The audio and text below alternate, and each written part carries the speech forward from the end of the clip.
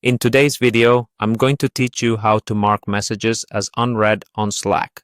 This simple yet handy feature can help you keep track of important messages you wish to revisit later or need more time to ponder over. By marking messages as unread, you effectively create reminders for yourself within your Slack channels and direct messages. So, let's dive right in and understand how you can make the most of this feature. First, what you'll need to do is navigate to the Slack website. Once you're there, look towards the top right-hand corner of the page. You should see an option that says Sign In. Go ahead and click on that to proceed. Now, you'll be presented with several options to sign in. For the purpose of this tutorial, we'll choose the option to sign in using your Google account, as it's one of the most common methods. This will streamline the process if your Slack workspace and Google account are linked. If they aren't, you'll just need to follow the prompts to link them, which is generally straightforward and guided.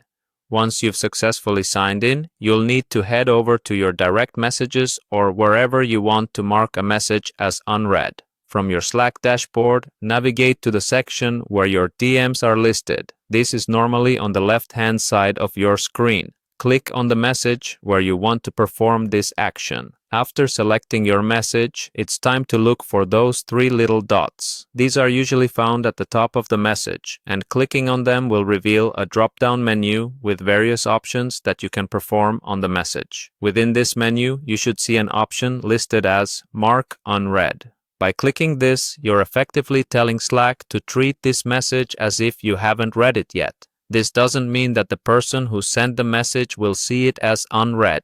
It's purely for your own organization and to serve as a personal reminder to revisit the message later.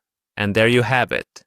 Within a few simple steps, you've turned messages back to unread status, helping you keep track of crucial conversations or to-dos that need your attention.